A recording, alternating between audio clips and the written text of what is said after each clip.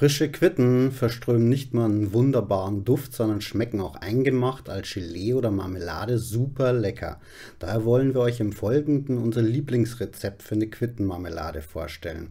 Sie enthält einen hohen Fruchtanteil und schmeckt durch das mehrfache Einkochen besonders aromatisch.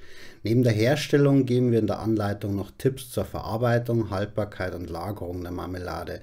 So sollte am Ende jeder von euch ganz einfach das Rezept selber nachmachen können. Das Ganze beginnt damit, dass wir die Quitten gründlich abwaschen. Dabei achten wir im Speziellen darauf, dass wir den Pelz oder Flaum auf der Schale vollständig abrubbeln, da dieser reichlich Bitterstoffe enthält, die man in der Marmelade nicht haben will.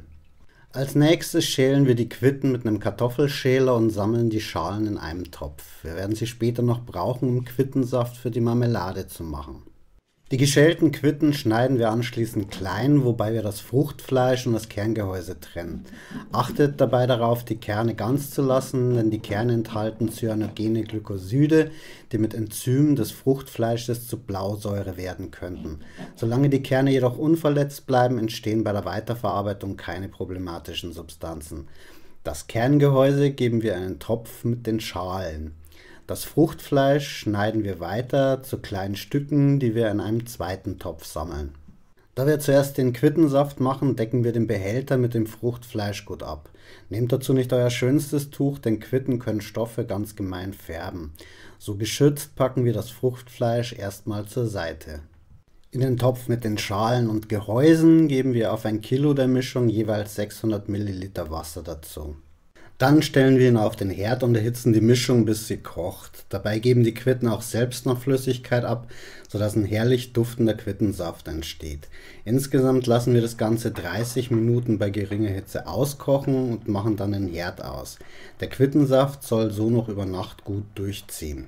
Um am nächsten Tag den Quittensaft zu bekommen, geben wir einen Wäschesack in einen Topf. Alternativ ginge auch ein Nussmilchbeutel oder ein sauberes Tuch. Dort geben wir das Quittenmus hinein und pressen damit den Saft vollständig aus dem Mus.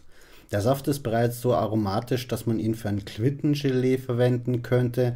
Wir werden ihn jedoch für eine zusätzliche Aromatisierung unserer Marmelade nehmen. So bekommen wir maximal Geschmack aus der ganzen Frucht. Nun wird die Marmelade gemacht. Das abgewogene Fruchtfleisch kommt in einen Topf und statt Wasser geben wir den Quittensaft dazu. Außerdem kommt pro Kilo Fruchtfleisch noch der Saft einer halben frisch ausgepressten Zitrone in den Ansatz. Die Mischung wird dann auf den Herd gestellt und langsam bis zum Kochen erhitzt. In der Zwischenzeit sterilisieren wir schon mal die Gläser bei 120 Grad Celsius im Backofen.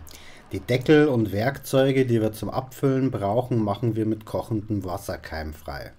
Nachdem die Mischung ca. 40 Minuten geköchelt hat, nehmen wir den Pürierstab und pürieren das Quittenmus zu einer feinen, sämigen Masse. Dann geben wir die entsprechende Menge 3 Gelierzucker dazu. Die späte Zugabe hat den Sinn, dass die Quittenmischung beim Aufkochen nicht mehr schäumt und überkocht, wie es sonst leicht passieren kann. Am Ende reiben wir pro Kilo Ansatz jeweils die Schale einer halben Bio-Orange dazu, da wir diese Geschmackskombi besonders lecker finden. Sobald alles drin ist, werden alle Zutaten nochmal gründlich in den Ansatz eingerührt. Bevor wir die fertige Marmelade abfüllen können, kochen wir sie unter Rühren noch ein letztes Mal auf. Achtet beim Abfüllen darauf, die Gläser ganz voll zu machen, damit möglichst wenig Keime aus der Luft im Glas verbleiben.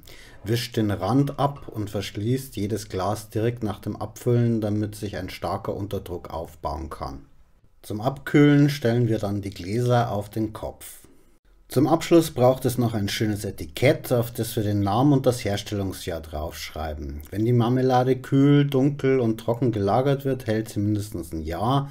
Wir haben es aber auch schon erlebt, dass sie nach Jahrzehnten noch völlig in Ordnung war. Damit bin ich mit den Tipps am Ende und hoffe, dass ihr das Rezept selbst mal ausprobiert. Weitere Details und Tipps findet ihr noch in unserem Artikel, der in der Videobeschreibung verlinkt ist. Tschüss!